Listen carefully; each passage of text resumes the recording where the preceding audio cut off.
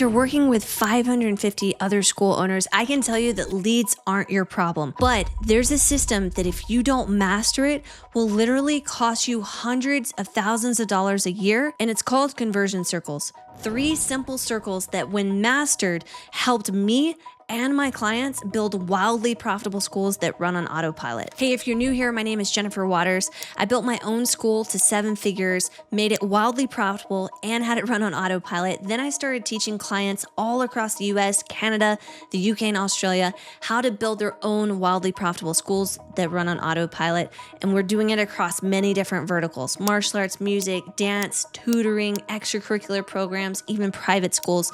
The systems that I'm about to teach you with these 3 conversion circles literally work in any market where there are students being taught. So let's get into it. Okay, so let's break it down.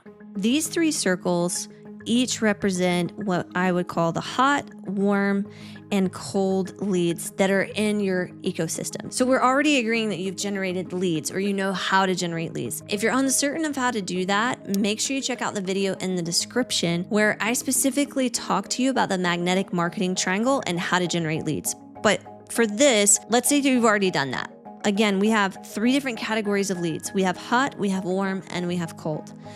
I'm going to define this probably differently than any other marketing training that you've been through. Most marketers will tell you that hot leads are those leads who have just come in, and maybe you have 24 to 48 hours to follow up on those leads. And then they'll say that the warm leads are those leads that are between 3 to 5 days. And then they'll tell you that cold leads are anyone who's 5+ days. I want to redefine this for you because I think that this type of thought process when it comes to converting leads is, quite frankly, very outdated. When leads are coming into your ecosystem, you have a very, very short window of time to actually get to them and to convert them. Let's think about what are the actions that we actually want to take in order to convert these leads that are currently hot. So the first thing that I want to do is I want to realize that I have a 3-day window, and that's it. Once someone passes outside of this 3-day window, I don't consider them to be a hot lead anymore. In fact, if they're outside of the 3-day window, I would say they actually drop into cold, especially if you're getting leads from platforms like Meta, or you're gathering leads in the community so that you're pulling those leads in from community events or things like that. They're not referrals. They don't know you. They don't like you. They don't trust you. And so therefore, if I just got a lead, it's hot for about the first 3 days. Then after that, it drops straight to cold. So how do I capitalize on these hot leads that are coming in? The first thing that I want to do is I want to make sure that over the period of the 3-day window, that I am calling those leads at least 3 times per day. Now, when we call the leads, we have something specific to say. So hopefully you have a sales process already in place. If you don't, that's something that we help schools and academies out with, as well as helping build out their entire sales process with them. But hopefully you have something to say where you can schedule an appointment or a tour or an introductory lesson or a trial lesson. And that's what you're calling about over those 3 days. So 3 calls a day. Try to think about this, doing it in the morning, mid-afternoon, and then the evening time. So that way you're hitting people that maybe don't work, like stay-at-home moms. You hit somebody at their lunch break, maybe they're at work and they can pick up the phone. And then you hit people after they get off work when they're most likely to actually pick up the phone. So 3 calls per day for 3 days. The next thing that I also want to do is I want to make sure that I have at least 2 texts per day as well. So I like to do it after the very first phone call if they don't pick up, and I like to do it at the very last phone call of the day if they don't pick up. Basically, the first one is telling them who you are and then what it is the reason that you're actually calling. And the last one, we're saying, hey, we missed you today. We'll give you a call tomorrow.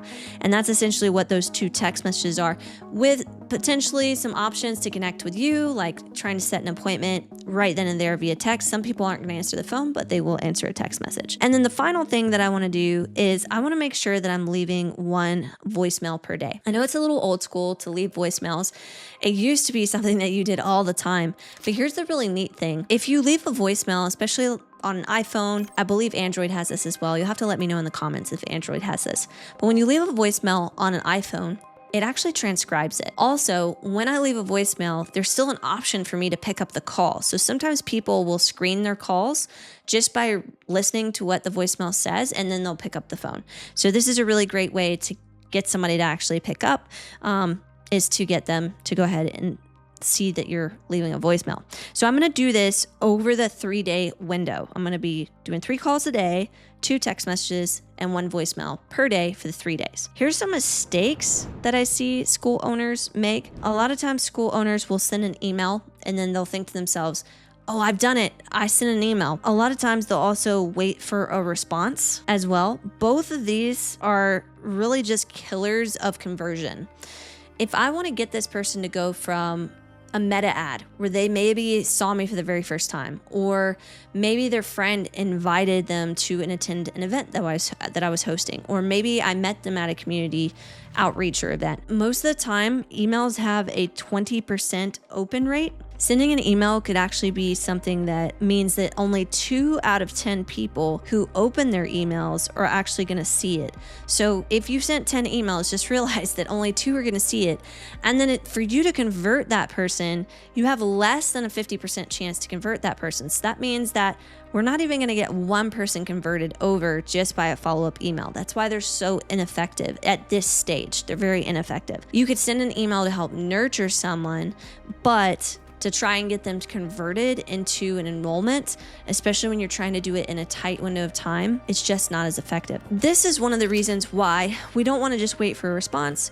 We want to just go ahead and reach out to this person over the next 3 days. Now, when we do this, it's going to lead us to money. It's going to lead us to income and revenue. Now, let's talk about the warm leads. So if we have warm leads, what are those exactly? I actually call booked appointments a warm lead.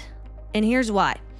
When you have a booked appointment, it does not mean they're an enrollment. It just means that they're warm, that they could buy, but they may not be ready to buy. They are very warm. And I realized by saying this that I'm mixing 2 things together. I'm mixing marketing in with sales. And that's why I said earlier that this is not a traditional thought process when it comes to the stages of your leads. You need to realize that you have booked an appointment, but this person's urgency level and this person's ability to come in and enroll is directly determined by what happens during this stage.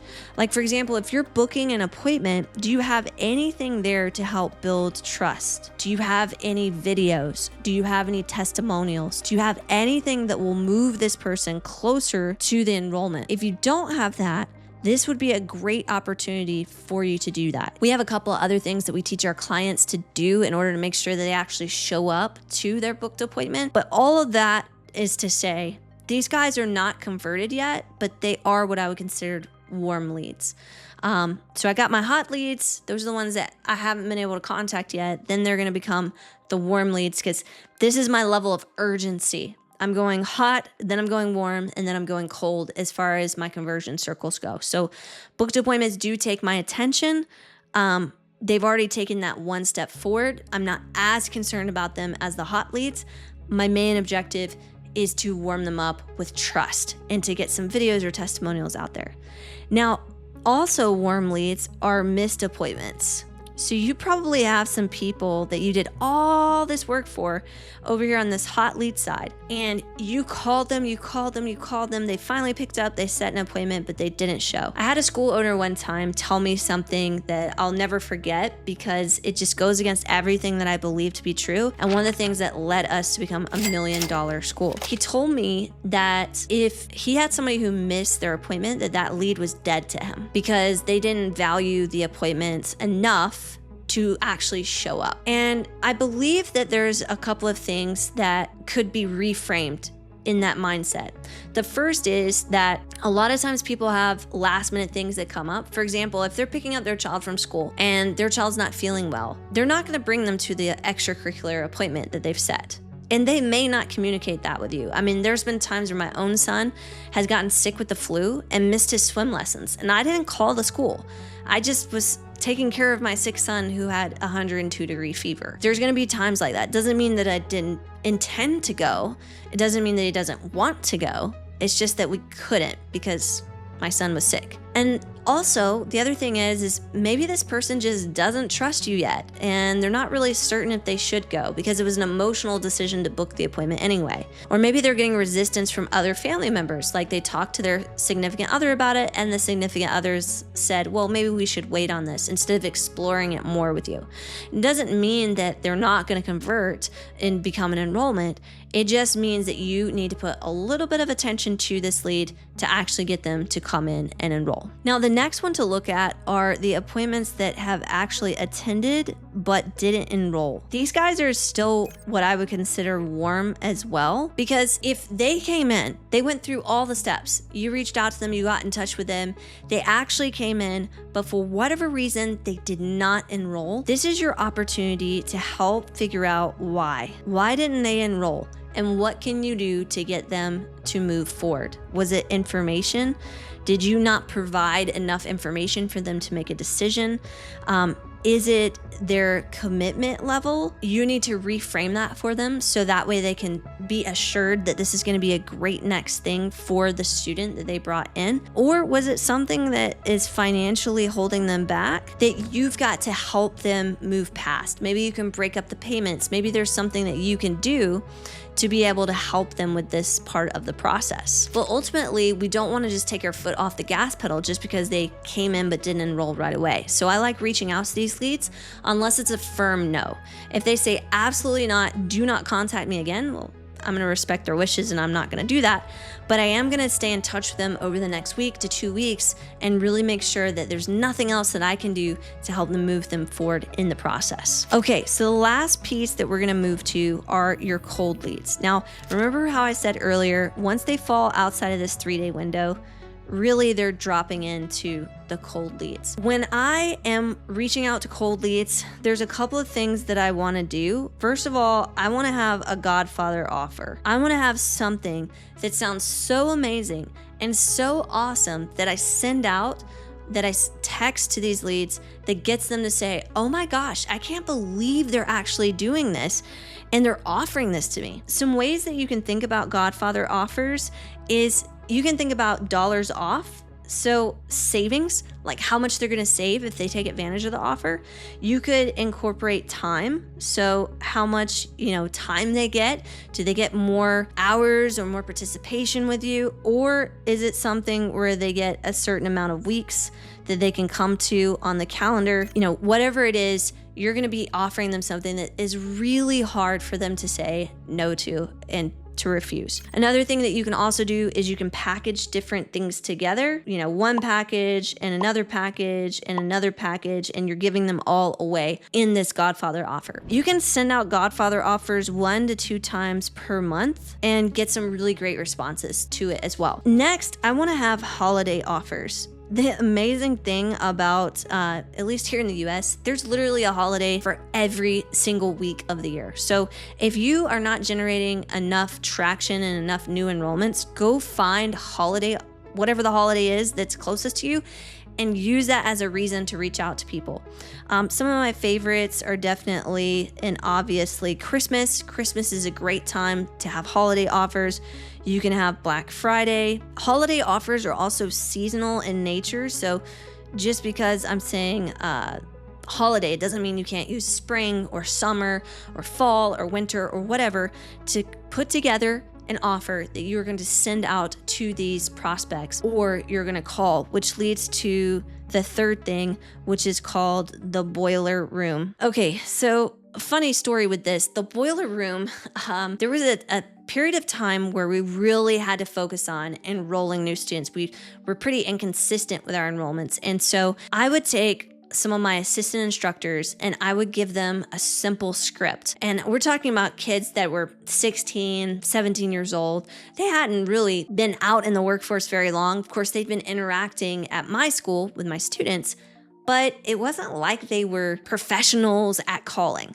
But I literally put them into an office, ordered a bunch of pizzas, closed the door, and I was in there with them too. And we just were dialing all of the cold leads, like all of them. And what we would do is anytime that someone actually got a lead on the phone and they went through the script, they booked an appointment, I had a bell set up. They would go ring that bell and they would score points. And so we had points on the board as well that we were keeping up with. And somebody at the end, whoever the first, 1, 2, or 3 people, they would get a prize. The prize probably, I don't know, cost me like $50 or something like that. It was actually a lot of fun. The teenagers really enjoyed it because they were racing each other. It was fun competition. I had the food there. So it wasn't an experience where they were going, oh my gosh, this is absolutely horrible. And I only did this one time a month. So there was a specific day of the month that we would go through and we would reach out to everybody that was on our cold leads list. The boiler room is really great if you have a team of people that can call. If you don't have a team of people, then you may want to section this list out. You may want to call a certain group of them on the first week of the month, the second week, the third, the fourth, until you've gone through your whole entire cold leads list. I will say that if you warm people up first with the Godfather offer and then the holiday offer, it makes the boiler room call even easier because all you have to do is literally say, hey, I texted you about whatever it was, the Godfather offer, or hey, I sent you information about our Christmas special. Just wanted to make sure that you knew about it, blah, blah, blah. And then you can go into your script in order to convert them over. When you do all these things that I have been talking to you about in this training, you will end up making a lot of money. Fun coupons! And this is the exact formula that I've used in my own 7-figure school to not only hit 7 figures, but to become wildly profitable. So much so that we were also able to open up 2 additional locations in the same year because of how amazing that this process works. Now, if you want more details on how to build your own wildly profitable school, make sure you check out the video that I've linked up in the description. It's probably floating around somewhere up here as well, where I walk you through step by step what our process is to build a wildly profitable school on autopilot.